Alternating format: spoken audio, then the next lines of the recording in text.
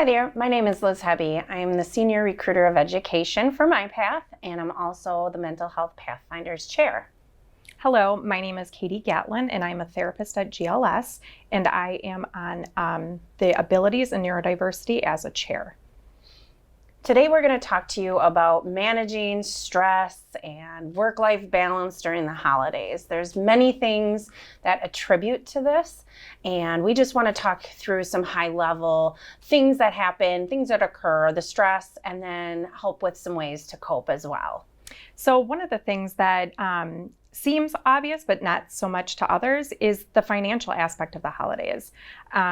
We just assume that it's easy for everyone to buy presents or purchase food for the holidays, and sometimes that can be an incredible stressor for some individuals. So the financial component is a big holiday stressor for many. Another stressor that we, again, often don't think of is what other people are struggling with during the holidays, whether it's loss of a loved one, or even their own loss, whether they have an eating disorder.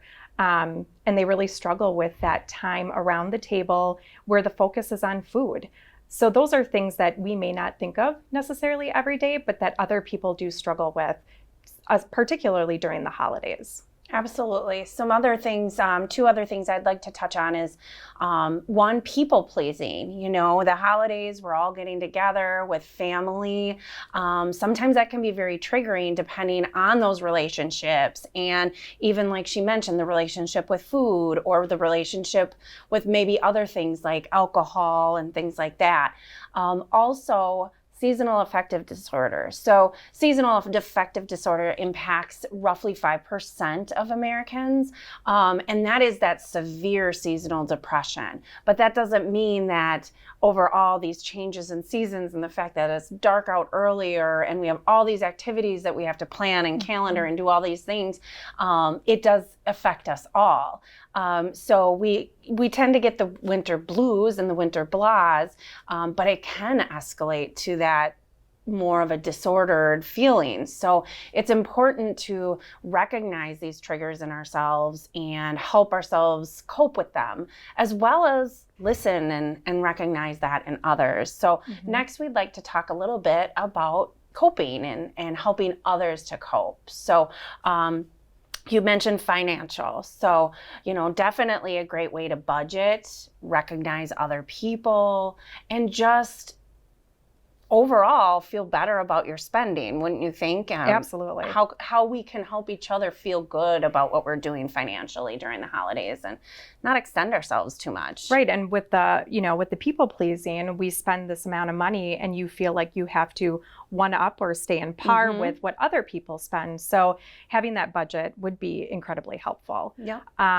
Another one, kind of going back to the eating disorders or body dysmorphia, loss of family, is really having the ability to kind of calendar yourself and make time for loved ones in a way that's comfortable for you.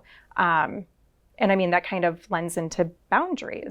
Yes. And boundaries is first and foremost in almost any coping mechanism, is recognizing what triggers you so that you can help yourself establish those boundaries.